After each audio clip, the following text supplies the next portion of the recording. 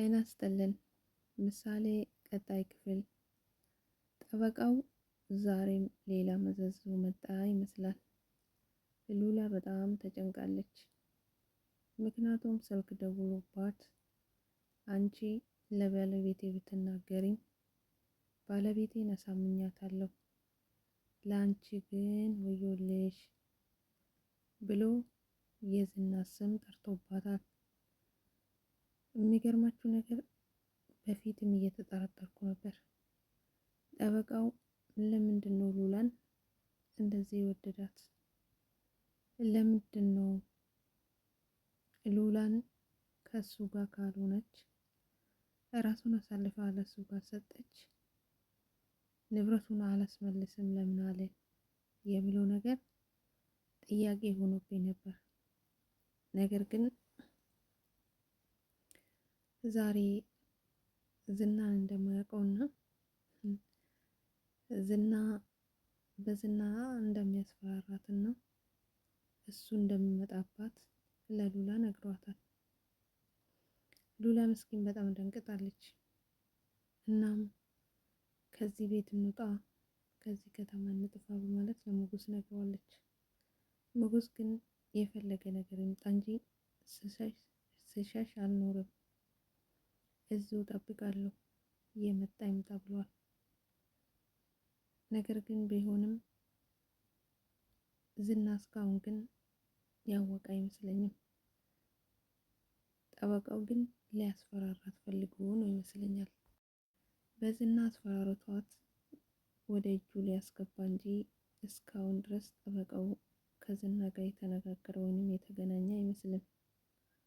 ግን ሉላን ለማታለል ፈልጎ ይመስለኛል።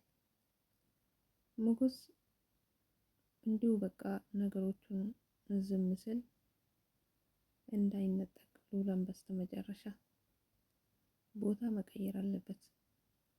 ቦታ ቀይሮ እንዳመጣጡ መቀበል ይኖርበታል እንጂማ እዛው የታወቀበት ቦታ ቁጭ ብሎ ቢጠብቅ ሉላንም ይነጠቃል።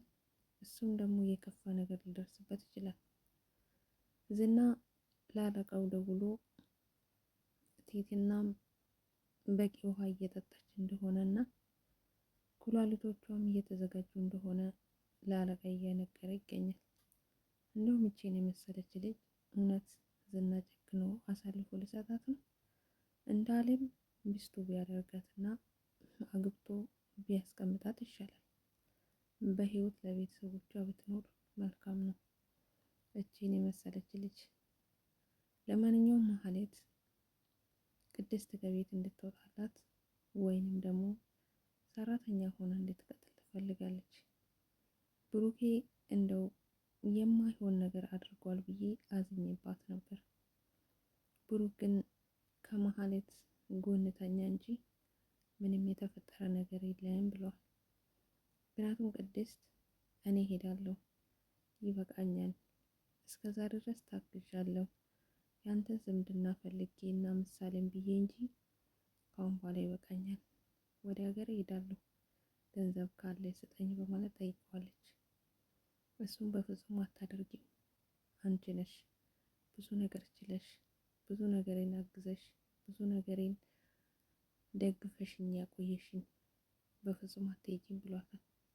ቅድስት ግን ከፍቷታል። ካልሄድኩ ብላ መድብል ተቆጥቷታል። ታላቅ ወንድም ኑር፣ ጀግና መከታ ወንድም መድብል። እናም መድብል አስታረቃቸው።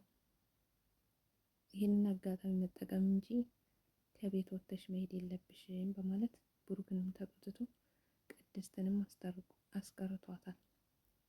ማህሌት ከአሁኑ አርግዣለሁ ማለት ጀምራለች።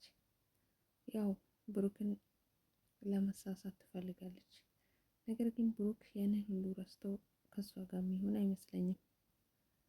ያው እነዝና ላይ እስከምትመሰክርና እውነቱን እስከምትናገር ድረስ ይሆናል የሚጠብቋት። ደላላው መርዞ እያለቀሰ ነው። ምክንያቱም ኤፍራታ ልክ ልኩን እያሳየችው ትገኛለች። ደውሎ ስልክ ማውራት እና ጉራ ማንፋት እንደመሰለ የሚመስለው ነገር ነገር ግን አሁን ወደ ቁም ነገር ስገባ በጣም ከብዶታል። ምክንያቱም ኤፍራታ ብዙ ነገርን እያካሄደችው እና እየጠየቀችው ትገኛለች። ቤት ኪራይ ክፈልልኝ፣ ጋብዘኝ፣ ከዚህ ቤት አውጣኝ በማለት ጀምራለች። እውነት መርዞ ይችላል ወይስ ኤፍራታን ጥሏት ይሄዳል? ኤፍራታ እውነት የሚያፈቅራት ወይም ደግሞ እውነት የተጠጋት አይመስላትም። ስለዚህ ከተጠጋኝ አይቀርም ብላ ብዙ ነገር እያስወጣችው ትገኛለች። ጀግና ብዬሻለሁ ኤፍራታ። ለማንኛውም መልካም ቆይታ። በነገራችን ላይ ምሳሌ ቅድስትን አኩርፋታለች።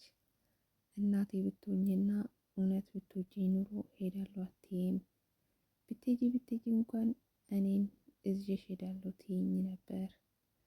ነገር ግን እያታለላችሁኝ ነው። እናቴ ሳትሆኑ እናትሽ ነኝ እያላችሁ እያታለላችሁኝ። ስለዚህ አልታረቅሽም፣ አኩርፌሻለሁ በማለት ቅድስትን አኩርፋታለች። ምሳሌ እኔ ቆንጆ በሉ ደህና ቆዩ።